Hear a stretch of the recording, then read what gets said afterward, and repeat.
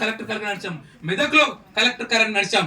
ఓ 9-10 కిలోమీటర్లు ఎర్రటెండలు ఆ ఫేస్బుక్ లో పెడితే ఏం పని లేదా? ఇది ప్రజాప్రభుత్వం కదా. ఈ ప్రజాప్రభుత్వంలో అప్పుడేమో వీరికి ఓటేయమని చెప్పారు మీరు, ఇప్పుడేమో మీరు మళ్ళీ తిరుగుతున్నారు. అసలే మీరు దొంగలని మనం తిరుగుతున్నారు సార్.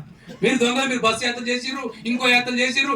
ఆ కేసీఆర్ ఏం చెప్తారని చెప్పారు, మళ్ళీ చెప్తారంటే అరే మేము ఎప్పుడు మారలేదు, వాళ్ళు మాత్రమే మారిండ్రు, మేము ఎప్పుడు ప్రజల పక్షాన ప్రజల డిమాండ్ల పక్షాన ఉంటున్నాం అని చెప్పి పాదయాత్ర చెప్పి ఇగో నడుస్తున్నాం ఎర్ర జెండా, ఎర్ర జెండాలో బ్లూ జెండా వేసుకుని చెప్తాం. ప్రభుత్వం ముఖ్యమంత్రి గారు ఈ సదస్సు ద్వారా ఒకటి విద్యాశాఖ మంత్రిని నియమించాలి, రెండోది 15% బడ్జెట్ కేటాయించాలి. నువ్వు టీచర్ నియామకం చేసావు కదా, థ్యాంక్స్ నీకు. టీచర్ నియామకం చేసావు, అమ్మాదర్శ కమిటీ లేచావు, ఇంటర్నేషనల్ స్కూల్స్ పెట్టావు. ఇంటర్నేషనల్ స్కూల్స్ కు సిఎస్ఆర్ ఫండ్ చేస్తాడు. నేను మన నల్గొండ జిల్లా పోయినా, మా ఆంజనేయ సార్ కు నచ్చిన జిల్లా అది. నల్లగొండ జిల్లాలో 4 మంత్రులు ఉంటే 4కి అక్కడ ఇంటర్నేషనల్ స్కూల్ వచ్చింది. ఉత్తమ్ కుమార్ రెడ్డికి ఒక స్కూల్ వచ్చింది, కోమారెడ్డికి ఒక స్కూల్ వచ్చింది, ఇంకో రెడ్డికి ఒక స్కూల్ వచ్చింది, జానారెడ్డికి ఒక స్కూల్ వచ్చింది. కానీ మిగతా జిల్లాలు ఏం పాపం చేసినాయి? నల్గొండ జిల్లాలో కేవలం వాళ్ళు వేశారా? ప్రతి నియోజకవర్గానికి ఒక ఇంటర్నేషనల్ స్కూల్ పెడతాని చెప్పావు. ఇవాళ పేపర్ కూడా రిపోర్ట్ చేశాయి, మేము సిఎస్ఆర్ ఫండ్ కూడా తీసుకుంటాం. మంచిగా తీసుకో, ఎవరు ఇస్తే వాళ్ళ దగ్గర తీసుకొని స్కూల్ బాగు చేయి, ఒక సమాన విద్యను అందజేయి.